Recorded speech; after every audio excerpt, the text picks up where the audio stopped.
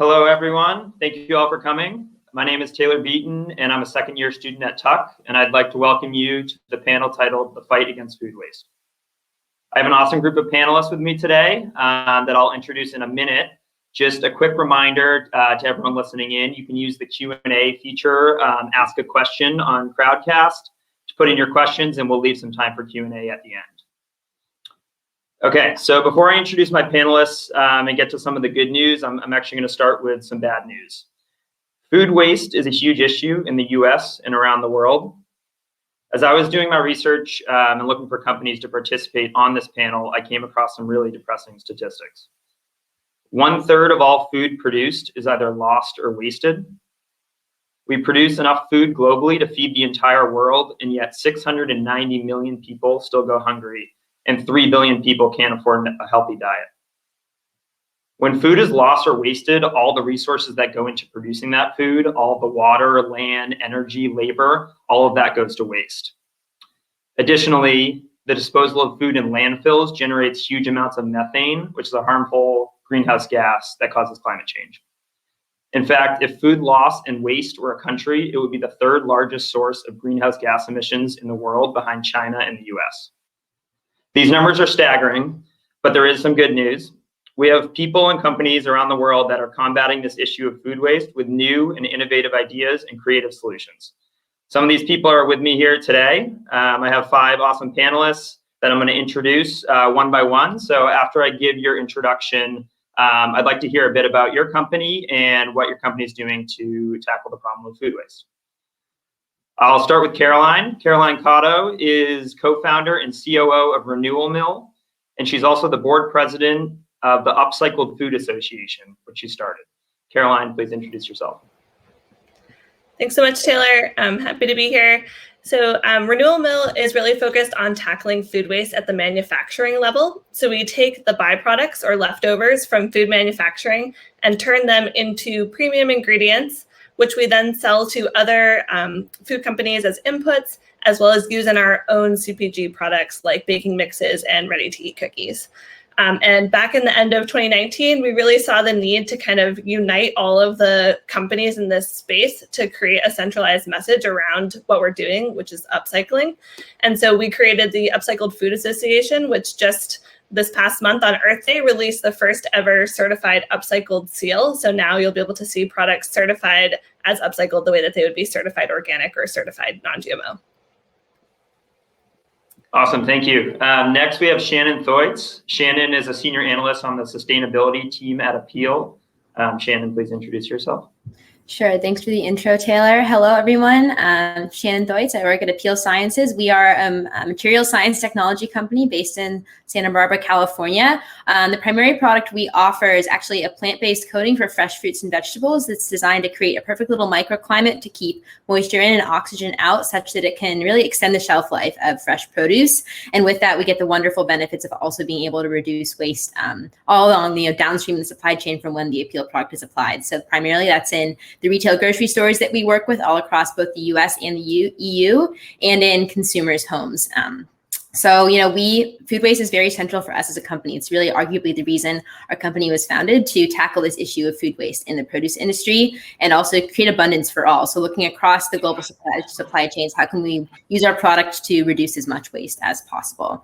Right now, we offer avocados, apples, and limes in grocery stores all across the US. Very excited to be here with Kari from Kroger, who I guess will be introduced in a minute, who's one of our biggest partners in the US, and also avocados and a variety of citrus products in Europe as well. So very exciting to be a global company tackling food waste, at this global scale.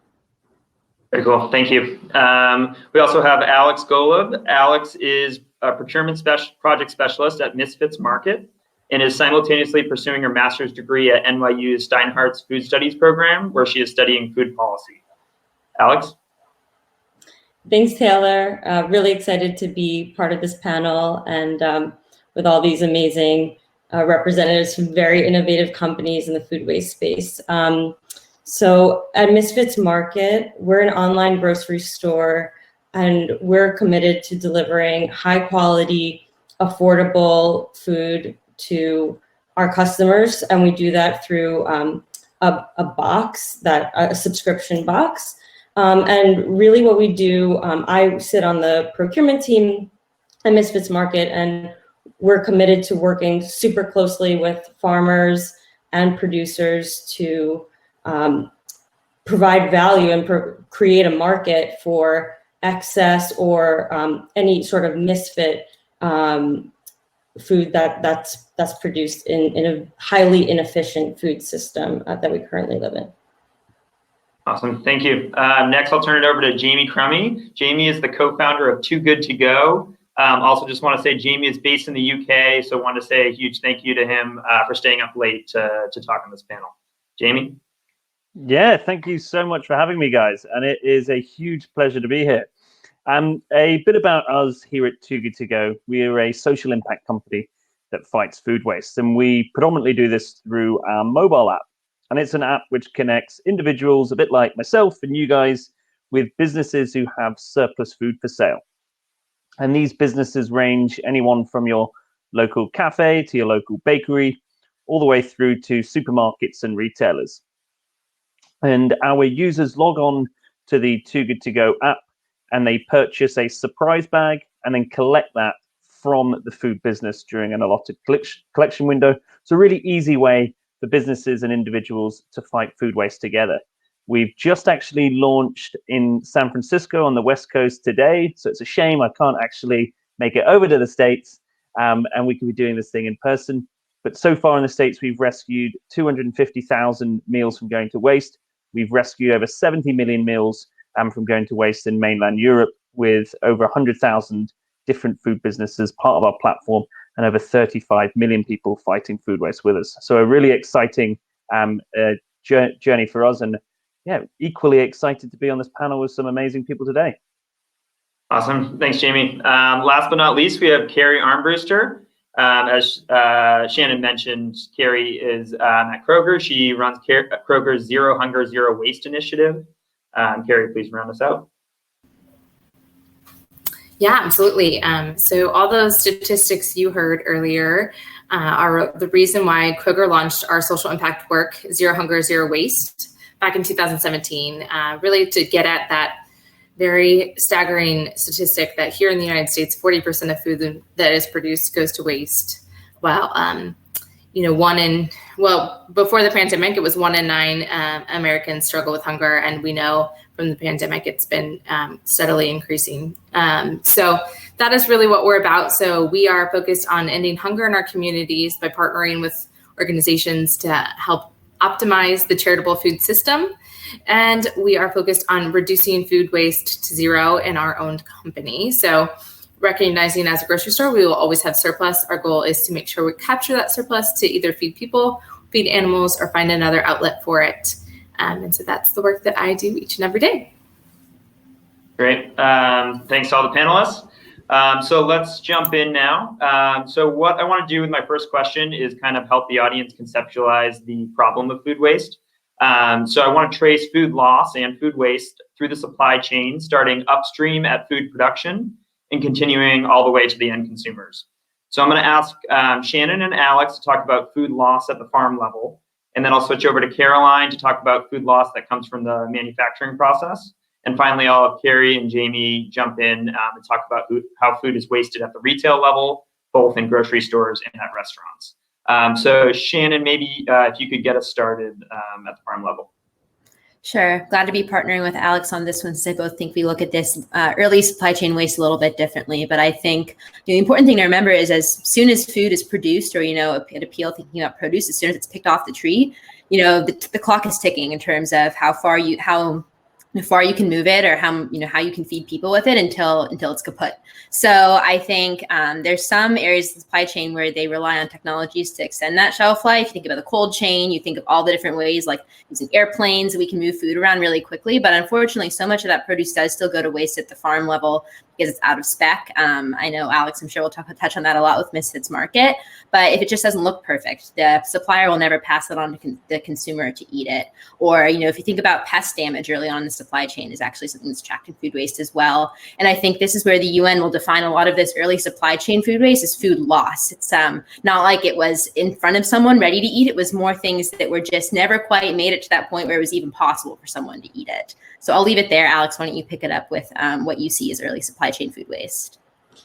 Yeah, thank you so much, Shannon. I think that you did a really good job capturing a lot of what happens on the farm level and with fresh produce. As you said, we have really strict grading standards.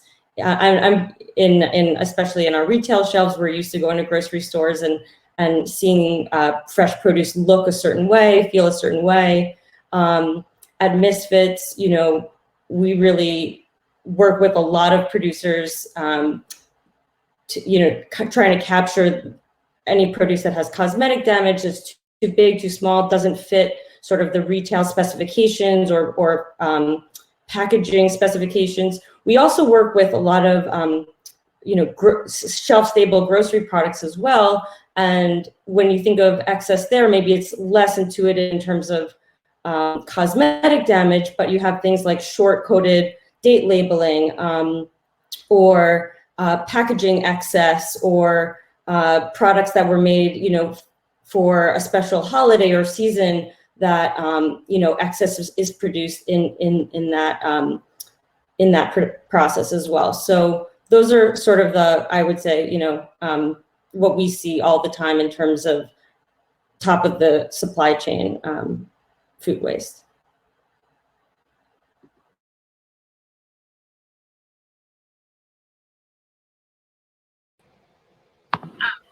And then once, so after it kind of leaves the farm and you have suppliers starting to buy this food to use to make their own products, there's also a lot of waste that happens at this level. And this is often like byproducts. So in the case of Renewal Mill, we're really looking at the byproducts of plant-based milk.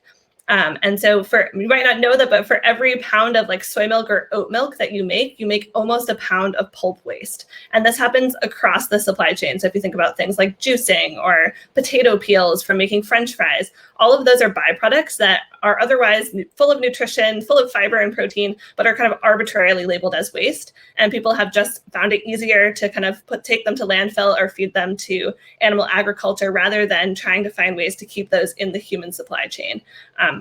So what we're really focused on at the food manufacturing level is making it easy for producers to use 100% of the inputs that they buy from the farm so that nothing is getting lost at that level. Awesome, thank you. I couldn't find the unmute button as I was trying to switch it over to you, but next we'll go to Kari and then lastly, Jamie. Yeah, absolutely. So, the higher up the supply chain you go, the more valuable that product is because it is so fresh and has so much shelf life left in it.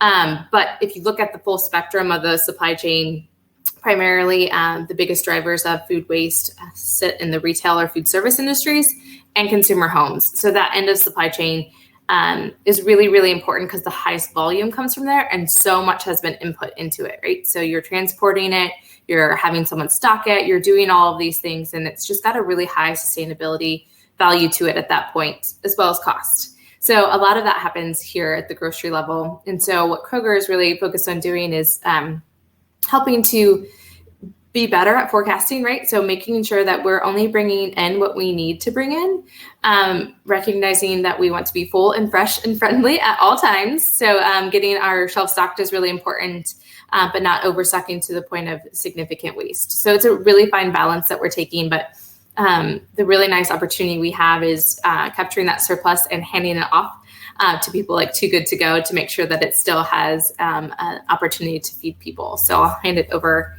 to Jamie to finish the chain. And I think, thank you there. I think it really is raising this very interesting dichotomy in which, we as individuals face. And it's this one which is we often crave fresh food produced every single day, whether that's fresh from our retailers or fresh from our local cafe, restaurant, etc. Yet at the same time, we don't want to be seeing this food thrown away because of the environmental and the social implications, as well as the financial implications attached to that. So what we're doing at Too Good To Go is ensuring that this edible food, this perfectly good food, doesn't need to go to waste. And I know the stats have been said before, but in the States, 40% of edible food is being thrown away every single year, which is just mind-boggling, and it just doesn't make sense at all.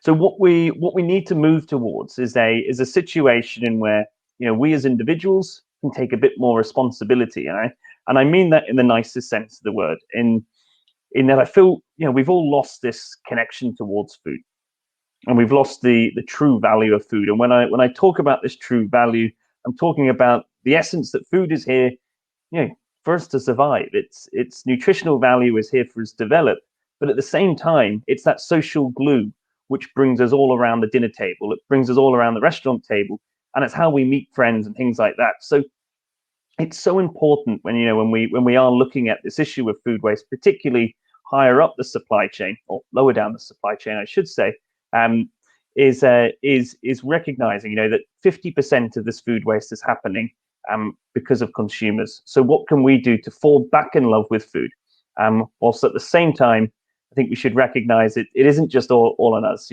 Food waste is a systemic problem as a result of our food system in its current format. Great. Thanks to everyone for those perspectives. Definitely, obviously a huge issue, and everyone's attacking it from different ways. So it's clear that one company or organization is not going to come in and solve this issue alone. And having talked with many of you over the past couple of weeks, just learning about what your companies do, it was amazing to see all the different connections between the companies up and down the supply chain. So I'm gonna target a few of you for this next question to talk about how your companies are partnering with other stakeholders in the supply chain to achieve the common goal of reducing food waste. Since we have a lot of panelists, I'm just gonna highlight a few to provide perspectives. For this one, we can do Caroline, Alex, Shannon, and Kari. So Caroline, why don't you start us off? Yeah, for sure. So our business is entirely dependent on partners and working across the supply chain. So for when we're talking about sourcing the byproducts, we have to find partners that are willing to allow us to use a co-location model. So two problems with byproducts are that they start to spoil very quickly, usually within the first 4 hours. So they have to be dealt with almost immediately in order to make them shelf stable and to keep them in the supply chain.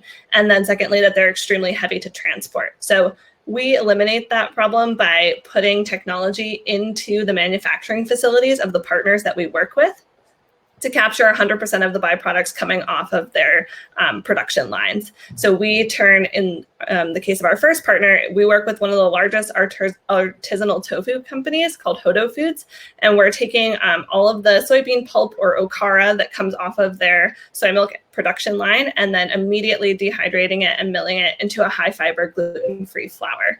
So our business model is very dependent on working with those supply partners to transform their byproducts. But then on the retail side, once we have these ingredients, we need to find homes for them. So we're a split business model. We're both B2B ingredients. So we're selling ingredients to other emerging food brands and large Fortune 500 food companies that want to use innovative upcycled ingredients in their own products, both for marketing and climate friendly food perspective, but also from a nutritional aspect of wanting to add sort of these things that we've processed out of our food back in. And then we also create our own products, as I said, that we sell to other partners here. So we work with Misfits Market to sell our baking mixes through their boxes. We're also working with other retail partners, hopefully Kroger one day soon, to be able to bring our products to shelves and really educate consumers that they have the power with their dollar to fight food waste by purchasing upcycled products on shelf. Great. Alex, why don't you go next? Yeah, thank you. I'll jump off of that because Renewal Mill is an amazing partner and really like an amazing example of the kinds of producers that we want to be showcasing and working with, because not only do we support, what they're doing in terms of upcycling this byproduct and turning it into, adding real value, turning it into this valuable product that we can sell to our customers, but we're doing this, to educate our customers about what upcycled means, what it means to buy in a more sustainable, conscious way. In terms of partnerships, I mean, similarly with Misfits, our entire business is super reliant on making really strong partnerships across multiple producers. One of my favorite examples was actually from last summer. This company out in the Midwest, that they're one of the largest suppliers of actually movie theater popcorn kernels. When movie theaters shut down during COVID, they had an enormous surplus. They were sitting on, silos and silos of popcorn kernels. So that was an opportunity for us to go in and partner with them. We had to help them get the retail packaging, because normally they sell in a completely different format, but we were able to partner with them to create this new retail packaging to and then sell movie theater grade popcorns to our customers. So that was a really cool partnership, and we try to do things like that all the time. But I'll pass it along. Yeah, that was a really good example. Thank you. Shannon, do you want to go next? Sure. I think Apeel actually sits in a very similar position in the supply chain. I would say Caroline's description of Renewal Mill, and that we all have to look upstream to get, the produce we apply our product onto, but also downstream to think, how can we get this to consumers so they too can vote with their dollar and buy a more sustainable product. So, looking upstream, we have to see where are these natural points of aggregation in the produce supply chains. Think about packing houses that are processing hundreds of thousands of tons of produce a week, and how can we get our equipment on there and apply our product and partner with those suppliers so they can send a longer lasting product onto retailers. And this is where we work with organizations like Kroger and Kari's team with Zero Hunger, Zero Waste to see who are the retailers who we have this really strong values alignment with, who are setting goals around reducing food waste, and how can we help them achieve those goals with a product that they can see a measurable waste reduction in their stores. And produce has some of the highest waste rates of products in grocery stores. Just think about all of those fresh products sitting out there, and Kari said they want their shelves to look fresh and full, and the amount of turnover that can happen there. So if you're able to give something that can last a little bit longer, that's where we are really excited to see some of the results that are coming out of our retail programs. And we really need that avenue of the retailer to reach the consumer, since it's the logistics of doing a direct to consumer business, as I'm sure Alex can attest to, are so complicated. So, but if you can get them to the point where people don't have to change their routine, they can just swap out the avocado they'd normally buy for an Apeel avocado, or knowing it'll last longer at home. That's why our retailer partnerships are so important for us. And I think I'll hand it off to Kari there to talk about it from her perspective. Yeah, I feel like we've gotten a lot of great information already, so I won't say much, but I can personally attest to the great shelf life of the Apeel avocado. We love guacamole in my house, so it's definitely something we've utilized, and it does tremendous in extending that shelf life, which is so important. But really, the reality is the food system is highly intricate and interconnected, and no one can do it alone, right? So we all have our own opportunity in our own operations, but that spans so much outside of our four walls. So partnerships are truly key, and having willing partners and suppliers and consumers, right? Consumers are our partners too. And we've said all along. I think I lost Kari's audio a little bit. I'm not sure if it's the same for everyone else. I might just actually. Just to jump in there and echo a bit what's being said. Like our whole business model here at TooGoodToGo is stemmed on the essence of collaboration and partnerships. I mean, our app is a marketplace for surplus food, so it really is nothing if we don't have partners in which we can help redistribute their surplus. So I think when we're talking about this, the issue of food waste is so big that no one person can do it alone, and it really is key for us to collaborate and work with like-minded businesses to push the food waste agenda along. Great, Kari. I know we lost you for a little bit, but it looks like you're back now. Sorry, I have no idea. Yeah, I don't know what you heard or what you didn't. Partners are key. The food system's really intricate. So that's all I got. We got the majority of it. So great. Thank you. So maybe we'll move on. So I want to change gears to something that we have brought up a little bit already, but want to talk about climate change. I touched on it earlier, but it's estimated that 10% of global greenhouse gas emissions comes from food that is either lost or wasted. So how important is addressing climate change for your companies, and what are your companies doing to mitigate this issue? Jamie, feel free to start us off. In short, hugely. It really is at the core of what it is we're trying to do. When people ask me what's our vision for TooGoodToGo and what's our vision been from day dot, it's always been of dreaming of a planet with no food waste.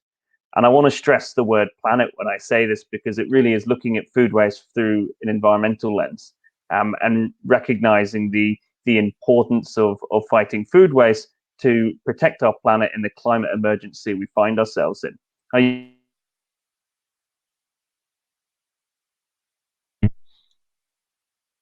Greenhouse gas emissions coming from food waste. If food waste was a country, it'd be the third largest greenhouse gas emitter, etc. But if there's one thing that I could get everybody to leave with today, and that's whether you're an individual, whether you're a business leader, whoever you are, it's that fighting food waste is the number one solution for reversing the effects of climate change, and that's come out of the Drawdown report, which was published last year. And I think the more that we can hammer home this message, the more clear it becomes for people to have something super tangible to do to be fighting climate change, which is just stop wasting food. It's as simple as that. That's great perspective. Thank you. Caroline, do you want to jump in here? Yeah, totally echo what Jamie was saying. I feel like food waste is also just like the world's dumbest problem, right? Like it's really not that hard to not waste it. We just have to put a little energy and creativity behind it. For us, we really try to use climate change as like the forest for the trees for what we're doing. And like, especially when it comes to retail food, there's been this perception around like, oh, food waste, like I don't want to be eating trash. And like, that's definitely not what we're trying to do. But when you frame it in the context of when you reduce food waste, you fight climate change, that switches the perspective for people. And so we actually put that right on the front of our package. It says, fight climate change in like big letters. It's one of the largest things that we're really trying to hammer home, is that this is a climate change solution, as Jamie said. And then we're also doing things like with upcycling, like I said, companies before maybe were only using 40% of the inputs that they purchase. With an upcycling solution, they're able to use 100%. And that means that you're using 100% of the land and the water and energy that went into growing that food, which is really important. We're also doing carbon offsets for all of our production, so that anything downstream of us, we're making sure is carbon neutral. And our packaging solution is not 100% there yet, because compostable is not exactly where we want it to be, but we are financing like the light carbon offsets. We're doing plastic offsets to make sure that our products are plastic neutral, and all of our products are always 100% plant-based, because after reducing food waste, eating a plant-based diet is one of the top things we can do for climate change reduction. Yeah, packaging is certainly a difficult one, but it sounds like you're doing great things there. Shannon, do you want to finish off on this question?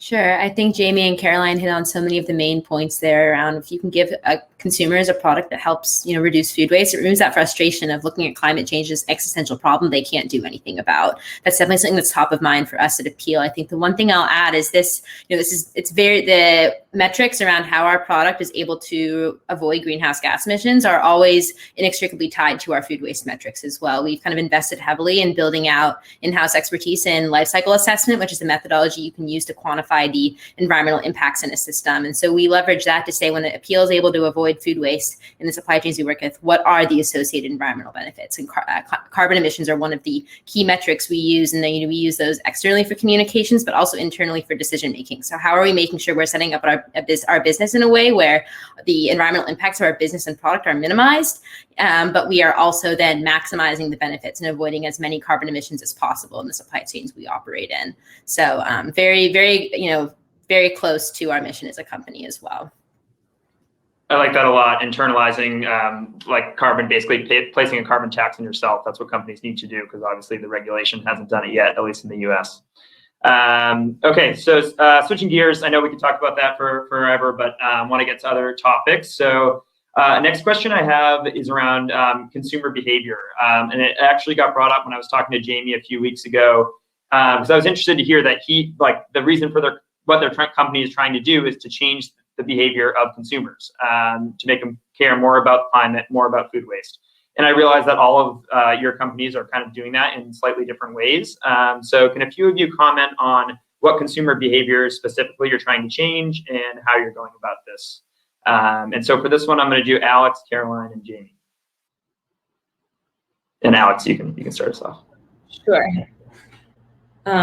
Thanks. Yeah, I'm really excited to talk about this. I mean, I think, people talk about, ugly produce, ugly food. The reason why we're talking about Misfits, and that's kind of front and center, is we really are trying to challenge our customers to think differently about what food is and what healthy, high quality, nutritious food is. From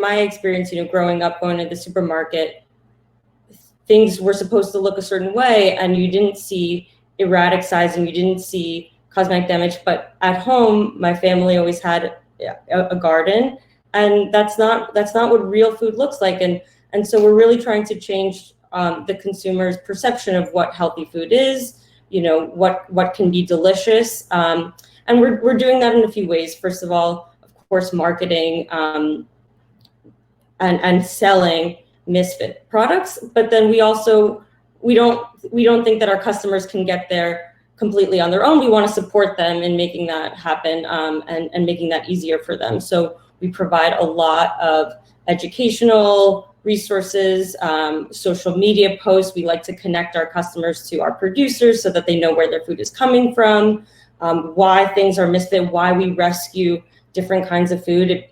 It was a big question when we started launching some of our grocery assortment, from our customers, what's Misfit about this? And so providing that education to our customers, whether that's recipes or how to store things better at home so that you can extend the shelf life in your kitchen. So we're trying to do all of that and really help our customers realize that there's a lot of value in this excess. Great, thank you. Caroline, I know Upcycled is kind of a new thing that consumers haven't heard about. So what consumer behavior are you trying to change there? Yeah, I think we're trying to make the right choice, the easy choice for everybody. And we, like I said, we have these two different sets of consumers. So we have more of like the R&D folks who are doing the manufacturing and creating new products with our ingredients. For them, we're really trying to tell them like, these are not like a waste product. These are just a new alternative gluten-free flour in our case, or like a really novel ingredient. And like, why don't you celebrate that as a hero ingredient? And here's the way to do that. So we help them with formulation. We try to make it as easy as possible for them to integrate these ingredients or to swap out ingredients that they were using for an upcycled version. But then for consumers, yeah, upcycled is a really new kind of term. That's why we kind of set out to create this certification seal, because we wanted the consumers to have something to trust so that when they see the word upcycled on a package, they understand that that means that it's fighting food waste and fighting climate change. And so centralizing that message is really important, because as all of these food waste companies have popped up, everybody has been talking about it differently. Actually, only like right now, 3% of Americans know what upcycled is, but once they're educated about it, like 97 or 98% want to support it and are like actively looking for those products. So our consumer behavior is trying to help people identify upcycled products in every part of the grocery store, because that's where they are. You can eat upcycled for every meal of the day, and help them draw that link like the way that they do with organic or non-GMO, and trust that messaging. Yeah, that education is huge. Really quickly, and just say the Upcycled Food Association and those like third-party verification systems are so important for retailers, because for us to manage that on our own and certify things and do all that is just, it's too big of a beast. So it's just, I'm so excited about the Upcycled Food Association. Our foundation's been supporting them. We just love what they're doing, because it helps give consumers the confidence that it's not just Kroger saying it. There's third party there. Amazing. Thanks. Jamie, anything to add here? Yeah, I think just to talk from my own perspective, I founded TooGoodToGo, as I said to you, on the basis of really trying to change people's attitudes around food waste. Our whole mission is about inspiring and empowering people to fight food waste together. And on that, it's about creating a movement on food waste. And we're starting to get there. I mean, we've rescued 70 million meals. We've got 35 million people using our app, but that really is just the tip of the iceberg. What we really want to be in is a position in where food waste is part and parcel with public discourse. It really is in the mainstream, and people are just acknowledging that food waste is something which is just no longer socially acceptable. So that is the ideal position for us to be in, is where throwing food away is on par with, I don't know, what's the most socially unacceptable thing at the moment? Smoking indoors, probably. Yeah, really having this huge cultural shift towards that. Awesome. Okay, thank you everyone for those perspectives. Want to switch gears to a topic I'm really interested to hear about and hear your takes. Want to talk about public policy. So how does public policy fit into the food waste issue? Are there things that the public sector can do to help your private sector efforts? If so, what are they? For this one, we'll have Kari start, and then Alex and Caroline. Yeah, so, we talked about when we launched Zero Hunger, Zero Waste, our part of our plan was to advocate for public policy solutions. So what that looks like across many different states and local governments and the federal government is very, very different. But one thing I think is really important to talk about is the ability to donate products or the ability to label products. And those are two things that have historically been highly regulated. And they have slowly but surely come down from that regulation side. So we've been fighting that and expanding the capability to donate different categories of food across all of our states that we operate in, including things like eggs, which are sometimes banned by states for donation.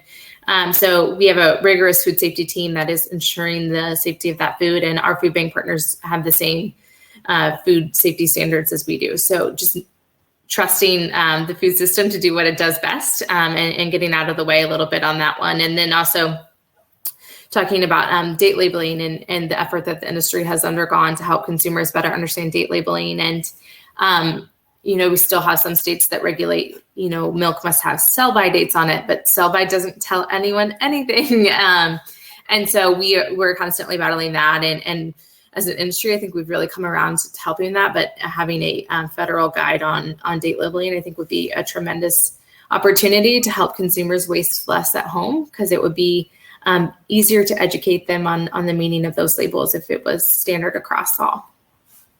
That's one of the most frustrating things as a consumer. Yeah, so thank you. Totally. Alex, do you want to go next? Sure. I mean, I think Kari touched on a lot of what, kind of the public policy focus here. But,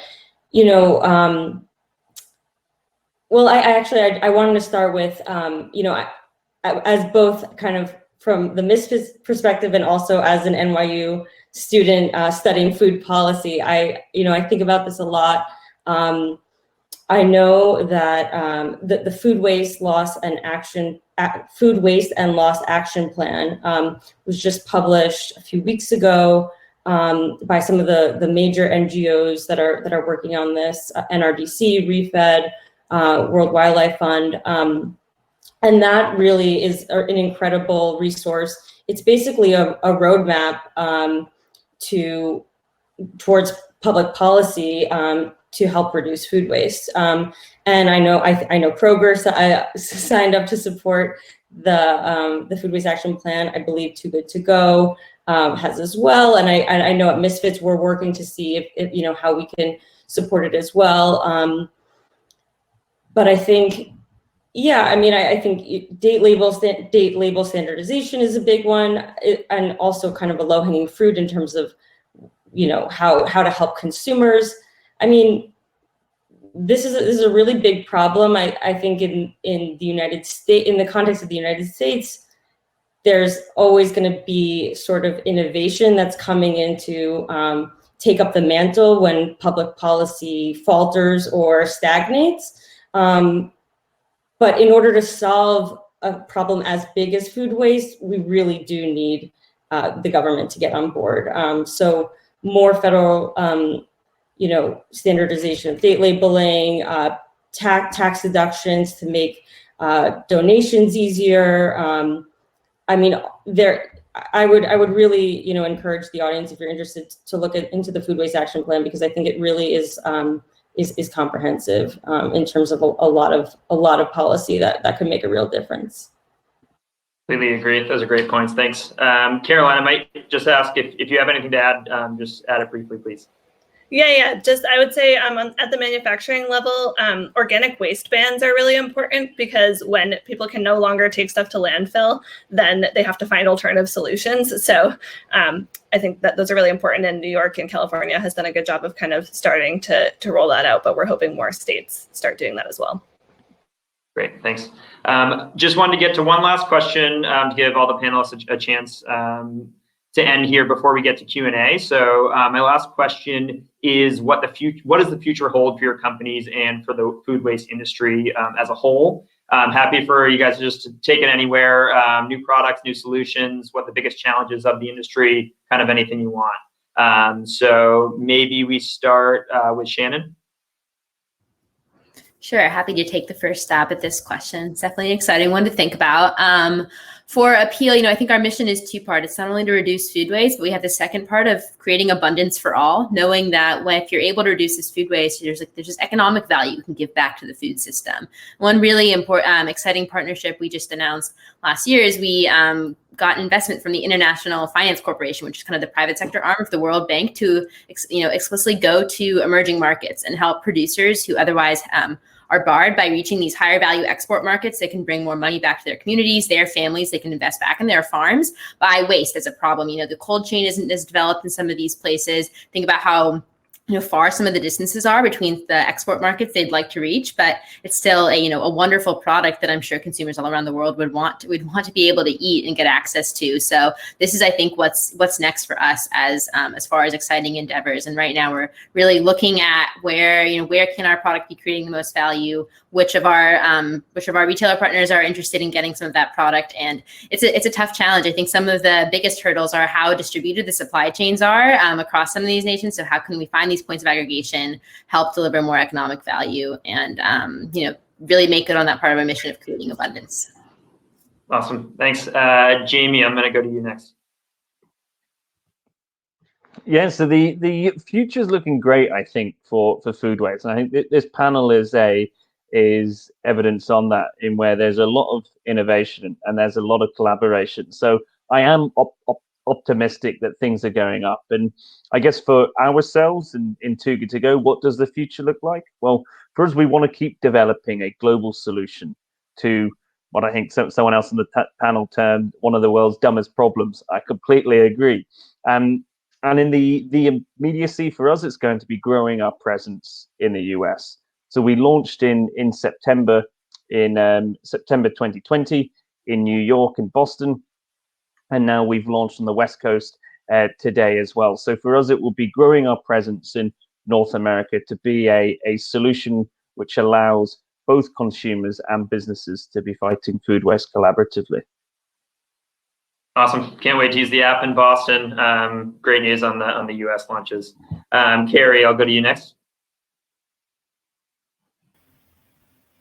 Yeah, I mean, so our vision is for 2025. We'll see what we get to in 2025 and if we can achieve that zero food waste. But I do really feel confident that as a food organization that is driven by feeding people all across the United States, it's a part of our culture and our passion. And the idea of throwing food away makes no one feel good. And so for me, I think the future is just changing the conversation. And I mentioned in the chat, but food isn't waste. Food is a resource. And changing that mentality, I think, is really, really important. And we make it waste, but it's not designed to be that. And so making sure we're getting value back out of the thing that we've put so much value into producing. And it's just a cultural shift. And I think I have seen the conversation grow tremendously in the last 4+ years I've been working on this issue. And I think COVID has also expedited that conversation significantly and shed a light on it. And so I'm just really excited to see what happens in the next 4 years as we continue to drive this conversation. Absolutely. Very well put. Thanks. Alex, I'll go to you. Sure. So, I mean, at Misfits, there's a lot of exciting stuff going on. We just raised a Series C round in order to expand and grow our presence across the 48 contiguous states domestically.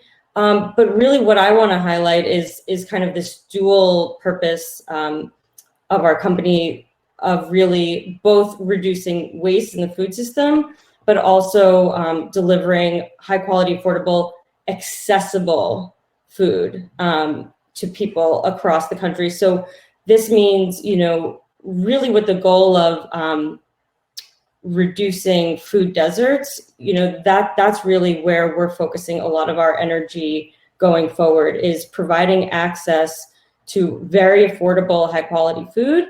And we're not just targeting these dense urban populations that might have, the buying power or, great supermarkets and options in their area. So we really, when we enter a new state, when we open a new geolocation, we're going into every zip code there because we believe that, we've talked a lot about food waste and there's a lot in this conversation that I think also plays into equity and access. So we want to make sure that, I think that's really a focus of ours. And our CEO, Abhi, put out a blog post saying that, our goal is to really work to eliminate food deserts with a similar time frame of 2025. So I'm really excited about that.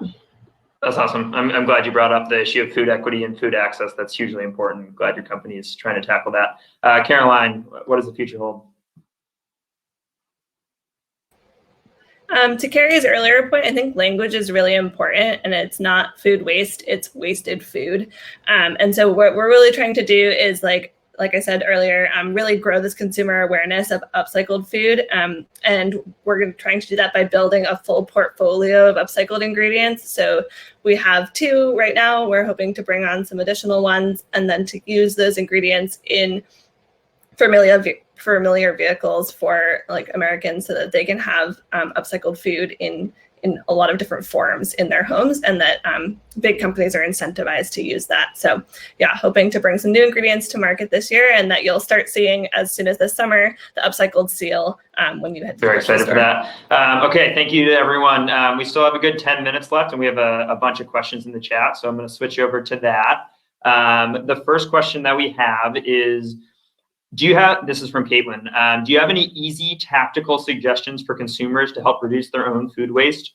Where's the biggest bang for your buck, so to speak, in terms of actions that are easiest to enact and most impactful from a waste reduction perspective? And I'll just open up the floor. If anyone wants to jump in, feel free. Yeah, I'll jump in just really quickly. A lot of times I have conversations with our merchandising team, and are you telling people to not buy food? And I'm like, that's not the point. So we're not telling people to change, stop buying food or buy less food. We're thinking, just think about how you buy food. So a historical thing for many shoppers is the one big trip a week, right? So you stock up, and then your refrigerator is full for the beginning of the week, and then you lose things in the back of it, and they're not fresh anymore. And things like Apeel have helped with that problem significantly, but maybe if you change the way you shop, think a little bit less one big trip and make smaller trips, and be more interested in planning for your meals. Do pantry meals. I do that all the time of we're not going to the grocery store for 2 days, and we are eating through some of these things that have been in here too long. So just rethinking the way you look at your grocery shopping experience is really, really important. And yeah, I think companies like Misfits Markets and Kroger's got new delivery services and apparently drone services that we're launching. So just the way you can access food will hopefully change and make it a little bit easier to make those more frequent shopping patterns. I'm loving the use of chat here, so feel free, anyone, if you have tips, put them in, audience members, panelists, anyone, love to hear those, but anyone else have a thought here? A really quick one from me, and it's kind of just echoing the points just made, is buy what you need and eat what you buy. I think it's as simple as that. You know, we should just stop wasting food. And in terms of like tips and tricks to reduce that, there's a whole host online. And I could see someone saying your freezer being your best friend. Totally agree with that. Make sure your fridge is at the correct temperature. The small things, like we always put the milk in the door of our fridge. It's going to be exposed to temperature change more, so put it on the lower part of your fridge. It will stay fresher longer. But there's so many resources out there, and you can head to our website at TooGoodToGo.com and find a whole host of tips there for little hacks to introduce within the home. I did not know that milk tip, so thank you very much for that. I think we'll go on to the next question since we have a number here and we only have a few minutes left. So the next one is from Daniel. It says, it seems like a big challenge when it comes to food waste is the mindset of consumers. What do your consumer education strategies look like? How are you getting in front of consumers to educate them about food waste? Open this up to anyone who wants to talk. I know we touched on this a little.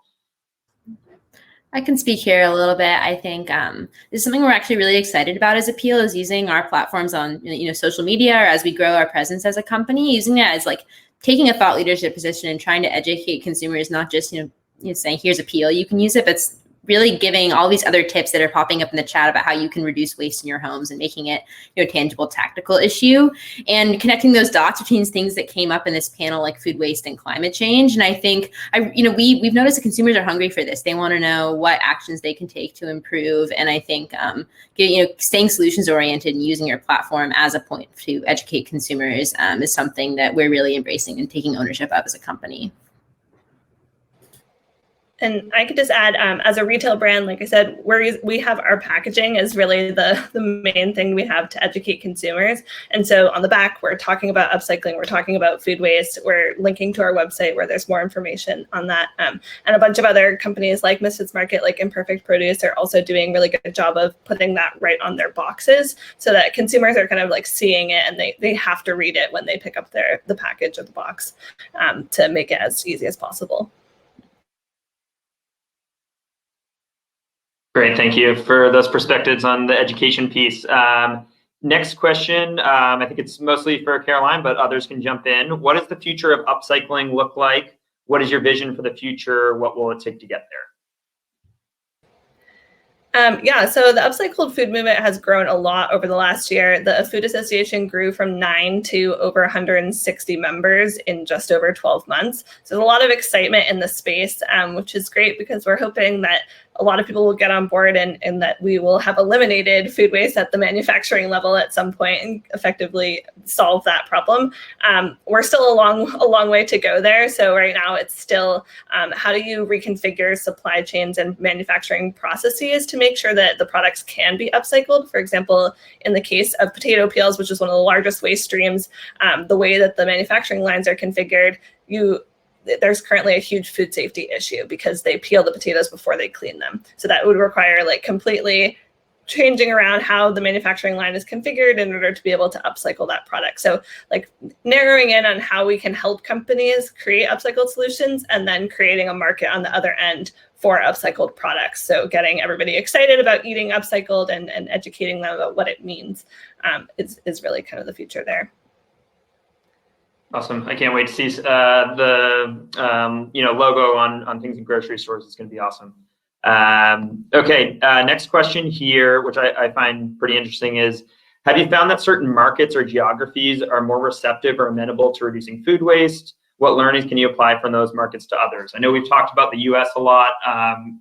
Jamie, if you do have an opinion here, would love to hear about it from a UK perspective.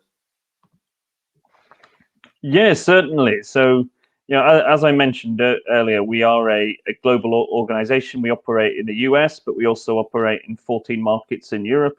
I'm from the UK. One of my co-founders is from France, the other from Denmark, and another's from Norwegian. It sounds like a start of a dodgy joke, but there we go. And I think the learning for us has been that yes, there are cultural nuances in how people engage with food. Now, I think we can look at parts of southern Europe, whether that's Italy, whether that's France, or even Spain, and the connection that those communities have with food is quite different to the UK, for example, in which there isn't a rich culture on food.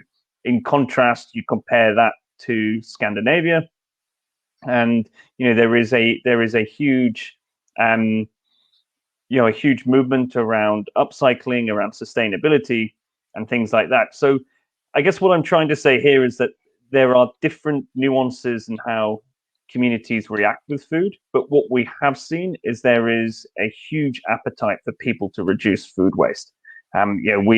We are rescuing at the moment more than 2 meals a second, which just shows how engaged people are across all of these different markets on fighting food waste.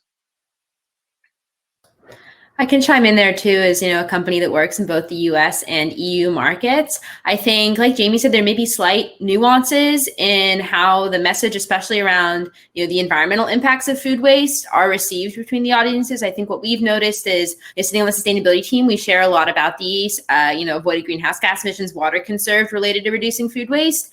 And I think there's some higher interest there perhaps among consumers. But at the end of the day, what we've noticed is both markets are equally excited for the idea of reducing food waste. I think it's really just what ultimately connects the dots, whether it's, the economic message resonates more, that this is going to help them save money, or for those who are particularly, feel about the environmental metrics strongly. But I think, like Jamie said, at the most, there is a huge appetite for reducing food waste. And I think it's just the slight nuances in how that manifests, and that's tied to culture.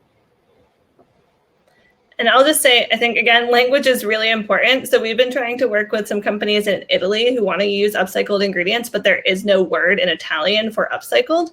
And so they're trying to find a way to put this on package. They're like, oh, circular biscuit. And it's just a really hard topic to communicate if you don't have the language for it. And so I think that's what we're hoping will develop too, as people become more aware of food waste and solutions to it.